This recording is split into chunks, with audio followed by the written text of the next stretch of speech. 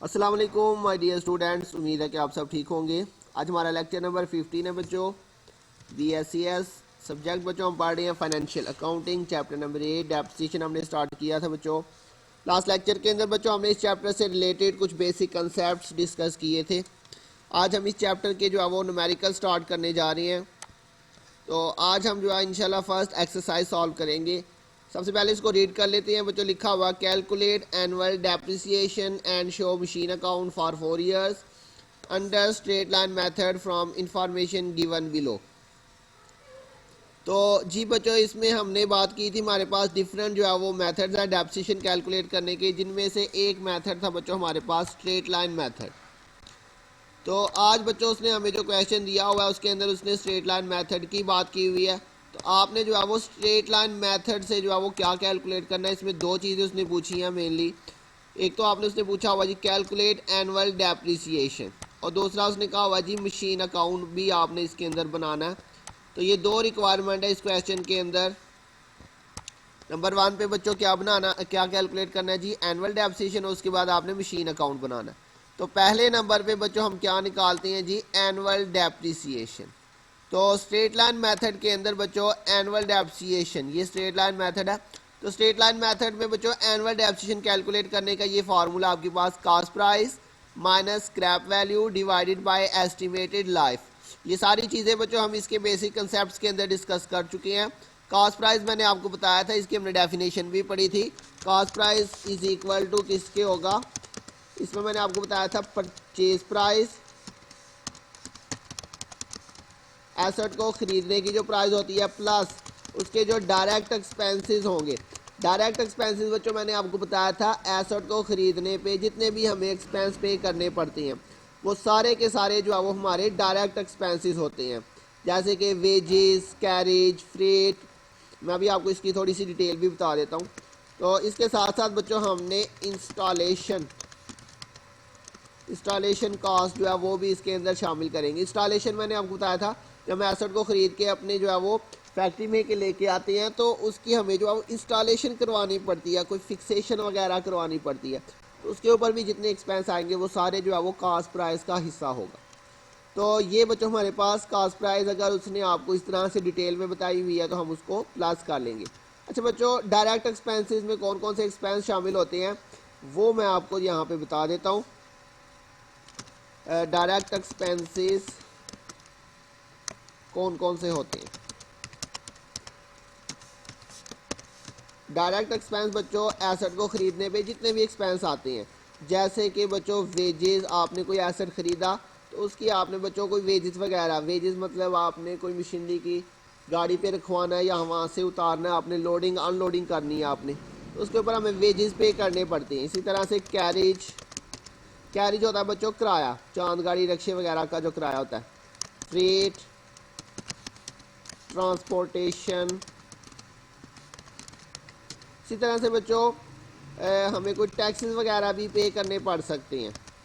Asset को ख़रीदने के ऊपर हमें कोई टैक्सेस वगैरह पे करने पड़ सकते हैं। इसी तरह से बच्चों इंश्योरेंस भी हमें जो है वो अपने एसेट की करवानी पड़ सकती है। तो बच्चों ये सारे एक्सपेंस हमारे डायरेक्ट एक्सपेंसेस होते हैं। इनमें से बच्चों उसने कोई सा भी आपको डायरेक्ट एक्सपेंस दिया हो वो आपने क्या करना है, परचेज प्राइस के अंदर ऐड कर लेना। और इसके साथ साथ बच्चों इंस्टॉलेशन कॉस्ट अगर उसने आपको कोई बताई हुई है तो वो भी आपने इसके अंदर बच्चों क्या कर लेना, ऐड कर लेना।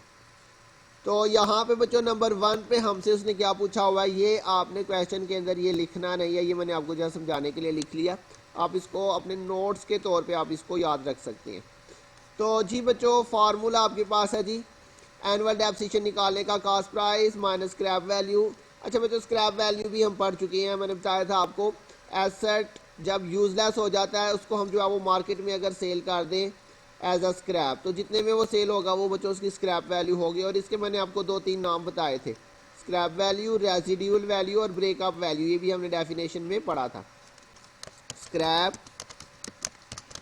वैल्यू को वो बच्चों रेजिड्यूल वैल्यू और इसी तरह से वो इसको ब्रेकअप वैल्यू भी कहता है। और इसके साथ साथ बच्चों एस्टिमेटेड लाइफ जितने साल हम एसेट को अपने बिजनेस में इस्तेमाल कर सकते हैं वो उसकी एस्टिमेटेड लाइफ है, और इसको बच्चों वो टोटल लाइफ या फिर यूजफुल लाइफ भी कहते हैं। तो ये डिफरेंट नाम है जो वो वर्ड यूज़ करेगा क्वेश्चन के अंदर, ये आपको सारे जो है वो याद होने चाहिए। तो यहाँ पे बच्चों फर्स्ट रिक्वायरमेंट के अंदर उसने हमसे क्या चीज़ पूछी थी बच्चों, उसने पूछा था आपने क्या कैलकुलेट करना है जी, एनुअल डेप्रिसिएशन आपने कैलकुलेट करनी है। तो इस फार्मूले के अंदर बच्चों हम जस्ट वैल्यूज पुट करेंगे और हमारे पास जो है वो आंसर आ जाएगा एनुअल डेप्रिसिएशन का। क्लियर हो गया बच्चों? ये जो नीचे बच्चों जितनी भी चीज़ें मैंने लिखी हैं ये आपने हर क्वेश्चन में नहीं लिखनी, ये जस्ट आपको समझाने के लिए मैंने यहाँ पे लिख दी है। तो जी बच्चों अब जस्ट हम इस फार्मूले के अंदर क्या करते हैं, वैल्यूज पुट करते हैं। हमारे पास देखते हैं जी कौन कौन सी उसने वैल्यूज दी हुई हैं।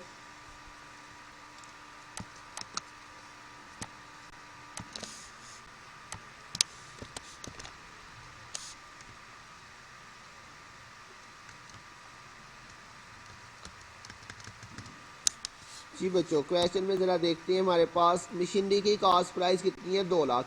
अच्छा बच्चों यहाँ पे उसने हमें जो है वो टोटली मशीनरी की जो कास्ट है वो खुद ही बता दिया है, इसमें कोई एक्सपेंस इंस्टॉलेशन उसने अलहदा से नहीं बताए हुए।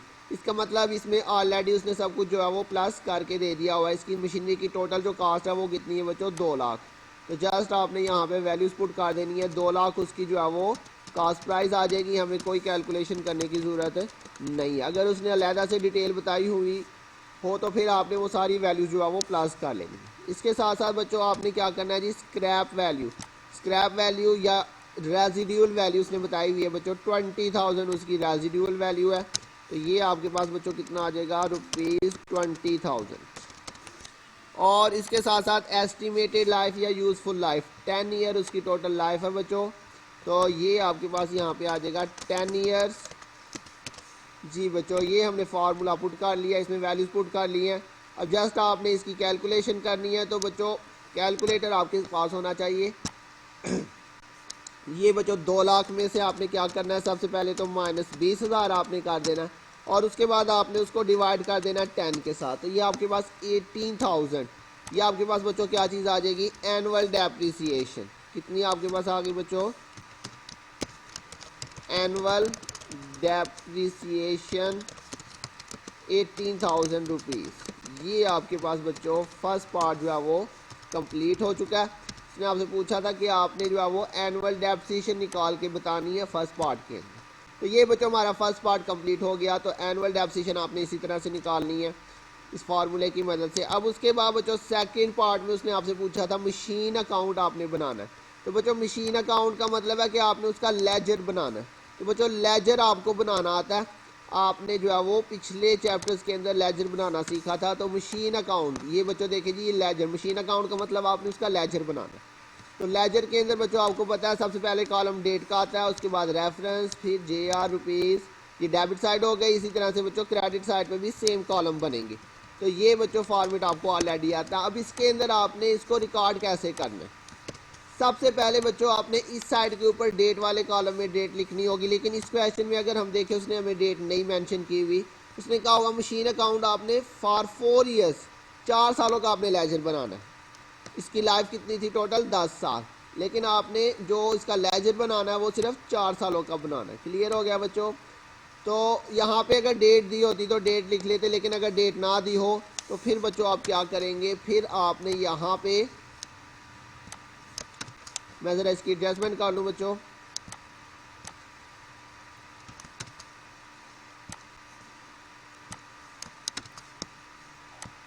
जी बच्चों अगर डेट उसने नहीं दी हुई तो फिर आपने यहाँ पे क्या लिख लेना जी, फर्स्ट ईयर। अच्छा बच्चों सबसे पहले जब हम मैसेज को ख़रीदते हैं तो आपने उसको लिखना है डेबिट साइड के ऊपर। यहाँ पे आपने रेफरेंस में लिखना है कैश अकाउंट। अच्छा बच्चों यहाँ पे अब जनरल एंट्रीज नहीं उसने पूछी, हम डायरेक्टली जो है वो लेजर बनाएंगे। तो इसके अंदर आपने सबसे पहले जो है वो मशीन की जो कास्ट है वो आपने डेबिट साइड पे लिखनी है। ये आपने याद रखना है हमेशा, जो है वो कास्ट प्राइस 2 लाख है इसकी।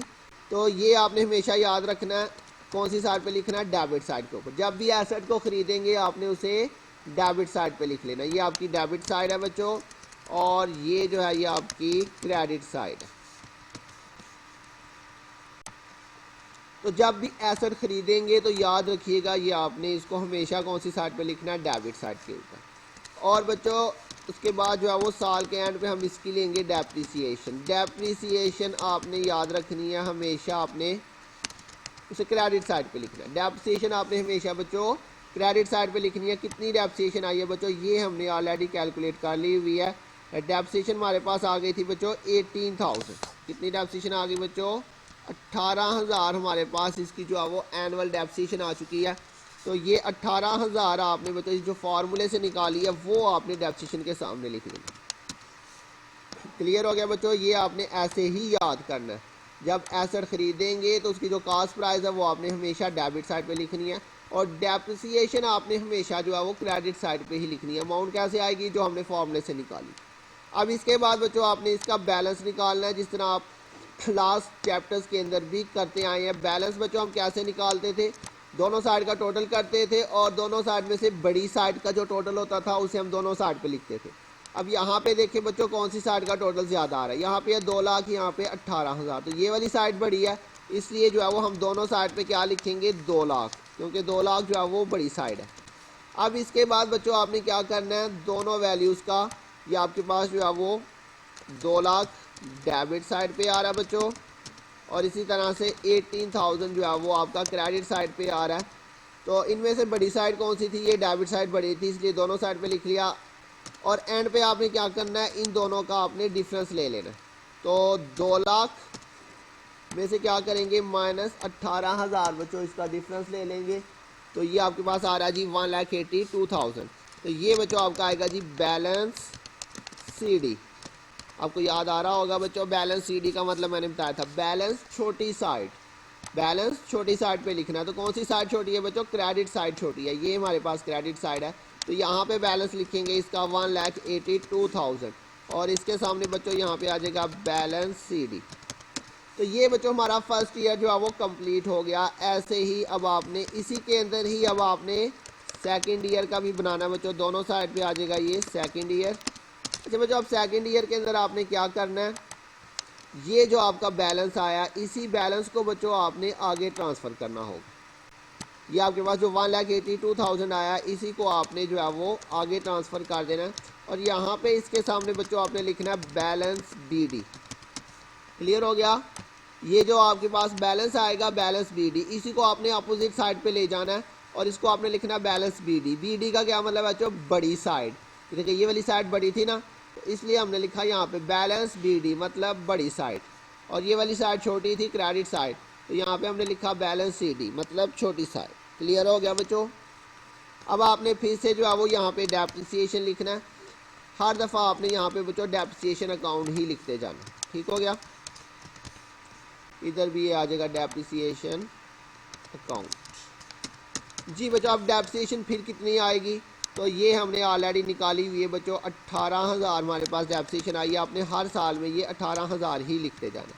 अब फिर से बच्चों हमें इसका बैलेंस निकालेंगे, फिर से सेम ऊपर वाला प्रोसेस होगा, 1,82,000 और 18,000। फिर से बच्चों बताएं कौन सी साइड बड़ी है, यही वाली साइड बड़ी है, तो यहाँ पे आ जाएगा 1,82,000। इधर भी बच्चों 1,82,000, दोनों साइड पे सेम बैलेंस आ जाएगा।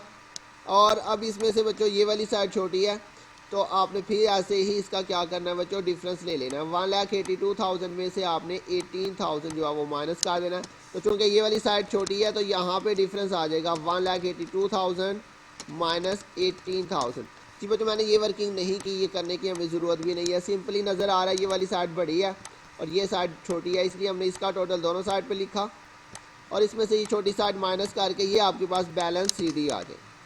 तो इसमें बच्चों बैलेंस CD इसी साइड पे ही आएगा, इसके बार बार ये वर्किंग करने की ज़रूरत नहीं है, मैंने आपको जस्ट समझाने के लिए यहाँ पे लिखा। तो ये बच्चों हमारा सेकंड ईयर भी कंप्लीट हो गया। सेम आपने क्या करना है बच्चों, अब थर्ड ईयर आ जाएगा आपका। थर्ड ईयर के अंदर फिर से आ जाएगा बैलेंस BD, और ये वाला बैलेंस आ जाएगा अब आपके पास 1,64,000 थर्ड ईयर।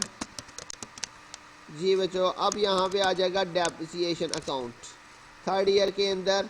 तो जी बच्चों डेप्रिसिएशन हर साल जो है वो कितनी रहेगी, वो 18,000 ही रहेगी। फिर से बच्चों आपने इसका क्या करना है जी, टोटल निकालना है। कि आपके पास फिर से बच्चों ये वाली साइड बड़ी आ रही है 1,64,000, इधर भी आ जाएगा 1,64,000। और इसमें से बच्चों आपने फिर क्या करना है, फिर आपने इसका बैलेंस निकालना है 1,64,000 में से फिर आपने ये वाला जो 18,000 है वो माइनस कर देना है। तो ये बच्चों माइनस करके फिर से आपके पास ये आ जाएगा बैलेंस CD। ऐसे ही बच्चों आपने इसको ले जाना है फोर्थ ईयर में। फोर्थ ईयर में बच्चों ये फिर से आपके पास आ जाएगा बैलेंस BD, यही वाली वैल्यू आ जाएगी फिर आपके पास 1,46,000। और ये बच्चों फोर्थ ईयर आ जाएगा आपके पास। इसकी फिर से डेप्रिसिएशन निकालेंगे, डेप्रिसिएशन बच्चों 18,000 ही आएगी फिर से। और फिर हमने इसका फिर से जो है वो क्या निकाल लेना है, बैलेंस। फिर से कौन सी साइड बड़ी है, 1,46,000 ही बड़ी साइड है, दोनों साइड पे फिर आ जाएगा 1,46,000। अब फिर से आपने बच्चों यहाँ पे डिफरेंस लेना है 1,46,000 माइनस 18,000, और ये आपके पास बच्चों फिर से आ जाएगा बैलेंस CD। तो ये बच्चों देखिए हमारे 4 साल कंप्लीट हो गए हैं। उसने आपसे पूछा था कि 4 सालों का आपने जो है वो मशीन का जो है वो अकाउंट बनाना है, लेजर बनाना है। तो ये बच्चों हमारे पास इस तरह से ये सॉल्व होगा।